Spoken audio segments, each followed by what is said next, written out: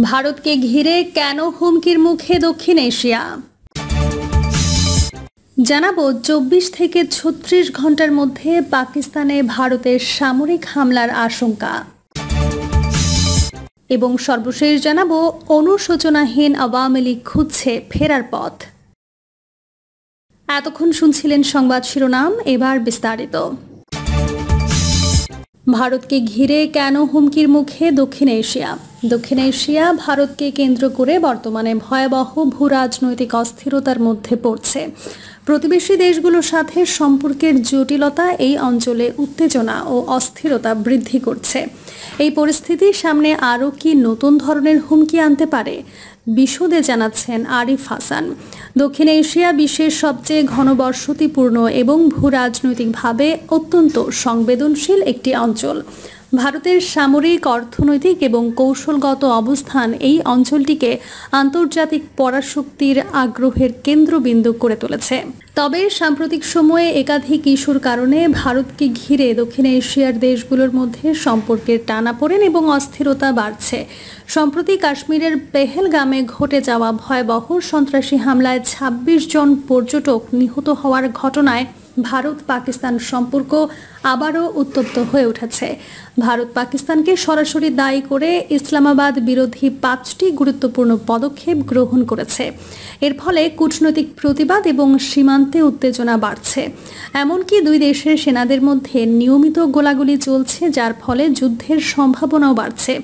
2019 সালে ভারত কাশ্মীরের বিশেষ মর্যাদা তুলে নেওয়ার পর ভারত পাকিস্তান সম্পর্ক একেবারে তলানিতে পৌঁছেছিল।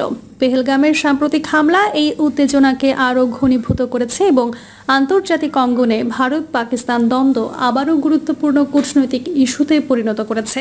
বর্তমানে দুই দেশের মধ্যে সামরিক সংঘাতের আশঙ্কা বাড়ছে।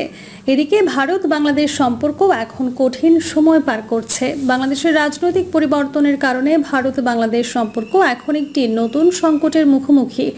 ভারত বাংলাদেশ সম্পর্কের ভবিষ্যৎ এখন অনিশ্চিত হয়ে পড়েছে। চীনের সঙ্গে ভারতের সম্পর্ক উত্তেজনাপূর্ণ। লাদাখ সীমান্তে গালওয়ান উপত্যকায় সংঘর্ষের পর ভারত ও চীনের মধ্যে সম্পর্কের টানাপোড়েন এখনও বিদ্যমান।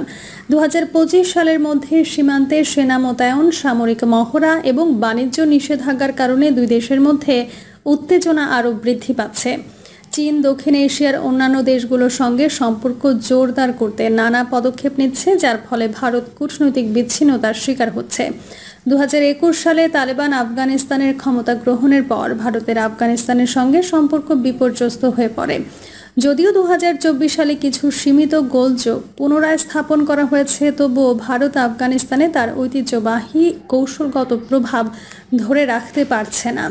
পাকিস্তান ও চীন আফগানিস্তানে তাদের প্রভাব বাড়িয়ে নিয়েছে, যার ফলে ভারতের কৌশলগত অবস্থান দুর্বল হয়ে পড়ছে। এছাড়া ভারতের অভ্যন্তরীণ রাজনীতি, বিশেষত মুসলিম বিরোধী বক্তব্য এবং হিন্দুত্ববাদী রাজনীতি দক্ষিণ এশিয়ার মুসলিম প্রধান দেশগুলোর সঙ্গে সম্পর্কের ওপর প্রভাব ফেলছে। পাকিস্তান ভারতের মুসলিম সম্প্রদায়ের অবস্থা নিয়ে আন্তর্জাতিক ফোরামে সরব হয়েছে এবং মুসলিম দেশগুলোর ভারতের ধর্মীয় রাজনীতি নিয়ে উদ্বিগ্ন। এই কারণে ভারত দক্ষিণ এশিয়ার মুসলিম দেশগুলো থেকে বিচ্ছিন্ন হতে পারে। ভারতকে ঘিরে দক্ষিণ এশিয়ার ভূ রাজনৈতিক বাস্তবতা বর্তমানে গভীর অনিশ্চয়তায় পড়েছে। প্রতিবেশী দেশগুলোর সঙ্গে ভারতের সম্পর্ক নানা কারণে তলানিতে পৌঁছেছে এবং এর নেতিবাচক প্রভাব ভারতের আন্তর্জাতিক অবস্থানেও পড়ছে। দক্ষিণ এশিয়া বর্তমানে একটি নতুন ধরনের কোল্ড ওয়ারের দিকে এগিয়ে যাচ্ছে। বিশ্বব্যাপী বিশ্লেষকদের মতে দক্ষিণ এশিয়ার স্থিতিশীলতা রক্ষা করতে হলে ভারতের ভূমিকাকে আরও ভারসাম্যপূর্ণ, কৌশলগত এবং অন্তর্ভুক্তিমূলক হতে হবে। 24 থেকে 36 ঘন্টার মধ্যে পাকিস্তানে ভারতের সামরিক হামলার আশঙ্কা। পাকিস্তানের তথ্য ও সম্প্রচার মন্ত্রী আতাউল্লাহ তারার জানিয়েছেন, ভারত আগামী 24 থেকে 36 ঘন্টার মধ্যে একটি সামরিক হামলা চালানোর প্রস্তুতি নিচ্ছে বলে পাকিস্তানের কাছে বিশ্বাসযোগ্য গোয়েন্দা তথ্য রয়েছে। এক্স প্ল্যাটফর্মে দেয়া এক পোস্টে তিনি বলেন, পেহেলগামে হামলাকে মিথ্যা অজুহাত হিসেবে ব্যবহার করে ভারত আগ্রাসী পদক্ষেপ নিতে পারে বলে আমাদের কাছে গোয়েন্দা তথ্য রয়েছে। গত সপ্তাহে ভারত নিয়ন্ত্রিত কাশ্মীরের পর্যটন এলাকায় এক হামলায় ২৬ জন নিহত হওয়ার পর ভারত অভিযোগ করেছে এই ঘটনায় পাকিস্তানের সংশ্লিষ্টতা ছিল। পাকিস্তান এই অভিযোগ অস্বীকার করে একটি নিরপেক্ষ তদন্ত দাবি করেছে।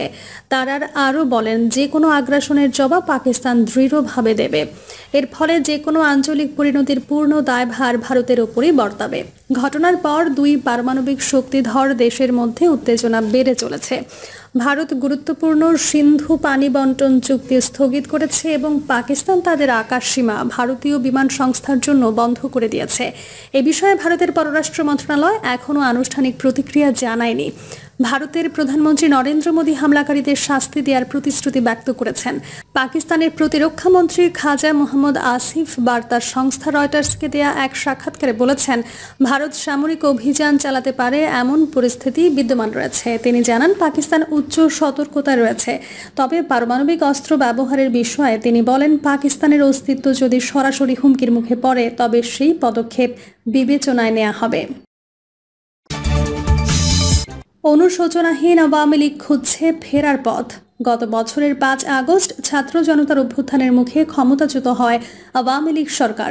দীর্ঘ ১.৫ দশক ধরে স্বৈরাচারী কায়দায় দেশ চালানো তৎকালীন প্রধানমন্ত্রী শেখ হাসিনা ভারতে পালিয়ে যান।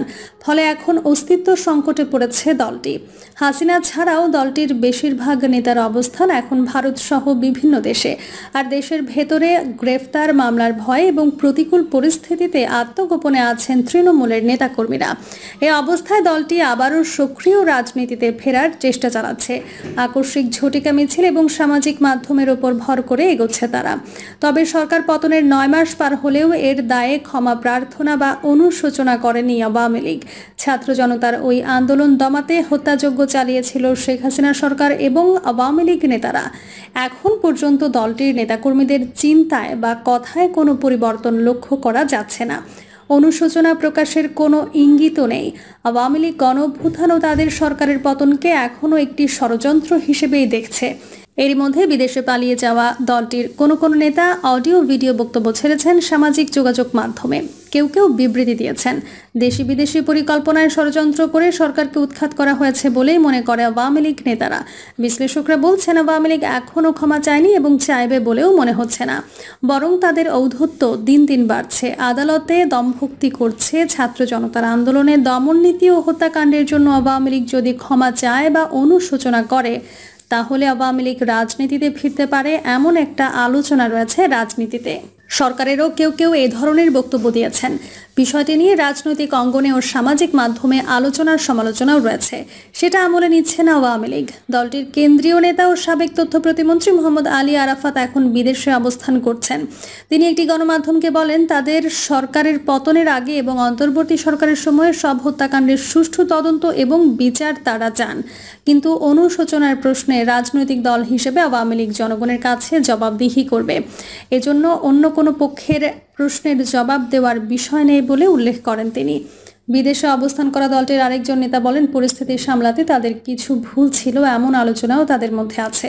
দলগতভাবে অবশ্য তারা এখনও কিছু বলেননি। এই নেতা উল্লেখ করেন, তাদের দলের পক্ষ থেকে আনুষ্ঠানিকভাবে কোনো বক্তব্য দেওয়ার সুযোগ এখনও হয়নি। তারা এখন পরিকল্পনার মাধ্যমে এগোতে চাইছেন এবং অল্প সময়ের মধ্যে আনুষ্ঠানিক বক্তব্য তুলে ধরার বিষয় নিয়েও তারা আলোচনা করছেন। তবে শুরু থেকেই ক্ষমা চাওয়া বা অনুশোচনার বিষয়টি দলীয় সংস্কৃতিতে নেই বলে মনে করেন বিশ্লেষকরা। তারা বলছেন, বাংলাদেশে ভুলের জন্য দলীয়ভাবে ক্ষমা চাওয়া এবং অনুশোচনা করার সংস্কৃতি নেই। এর আগে কোনো দল তা করেনি। আমেরিকান পাবলিক ইউনিভার্সিটি সিস্টেমের শিক্ষক সাইদ ইফতেখার আহমেদ বলেন, এখন আওয়ামী লীগও সে পথে হাঁটবে না। দলটি তাদের ন্যারেটিভ এবং অবস্থান নিয়েই রাজনীতিতে ফেরার চেষ্টা অব্যাহত রাখবে বলে মনে করেন তিনি। জুলাই অভ্যুত্থানে হত্যাকাণ্ডের জন্য দলটির নেতাকর্মীদের ক্ষমা চাওয়া কিংবা অনুশোচনা তো নেই, বরং গ্রেফতার নেতাকর্মীদের আদালতে ঔদ্ধত্যপূর্ণ বক্তব্য ও দমভক্তি করতে দেখা গেছে। তারা পুলিশ, আইনজীবী এবং গণমাধ্যম কর্মীদের উদ্দেশ্য করে উচ্চবাচ্য করার সাহস দেখাচ্ছে বলে অভিযোগ রয়েছে। আইনজীবীরা বলছেন, আওয়ামী লীগের নেতা, সাবেক মন্ত্রী, এমপিরা বিভিন্ন মামলার আসামি হয়ে আদালতে হাজিরা দিতে এসে নিজেদের এখনও ক্ষমতাসীন দলের নেতা বলে জাহির করার চেষ্টা করছেন। একজন আইনজীবী বলেন, তারা বাড়তি সুযোগ সুবিধা পাওয়ার এ ধরনের আচরণ করার সাহস দেখাচ্ছেন। তবে তারা ভুলে গেছেন যে অতীতেও অন্য দলের নেতাদের গ্রেফতারের পর কিভাবে আদালতে হাজির করা হতো। তোদের 14 গোষ্ঠী খেয়ে ফেলবো আদালতে নেওয়ার সময় পুলিশকে উদ্দেশ্য করে হাসানুল হক ইনু শাহজাহান খানের এই হুমকি কয়েকদিন ধরে জনসাধারণের মুখে মুখে নেট দুনিয়ায় ভাইরাল হয়েছে দুই আসামির এমন ঔদ্ধত্যপূর্ণ বক্তব্য এবং শাহজাহান খানের হেলমেট ছুঁড়ে ফেলার দৃশ্য। গণহত্যা মামলায় আন্তর্জাতিক অপরাধ ট্রাইব্যুনালে হাজির করার সময় গত রোববার এই পুলিশ সদস্য অভিযোগ করে জানান, হাসানুল হক ইনু পুলিশ সদস্যদের তোদের 14 গোষ্ঠী খেয়ে ফেলবো বলে হুমকি দেন এবং হাজতখানায় এসে মিটিং করে এবং পুনরায় হুমকি দেন। গত 18 ফেব্রুয়ারি আন্তর্জাতিক অপরাধ ট্রাইব্যুনালে শুনানি শেষে প্রিজন ভ্যানে তোলার সময় সাবেক প্রতিমন্ত্রী জুনায়েদ আহমেদ পলক বলেন, লড়াই করে বাঁচতে হবে, বঙ্গবন্ধু শিখিয়ে গেছে। প্রিয় দর্শক, এই ছিল এখনকার সর্বশেষ সংবাদ। আপডেট সব সংবাদ পেতে চ্যানেলটি সাবস্ক্রাইব করে বেল আইকনটি ক্লিক করে রাখুন।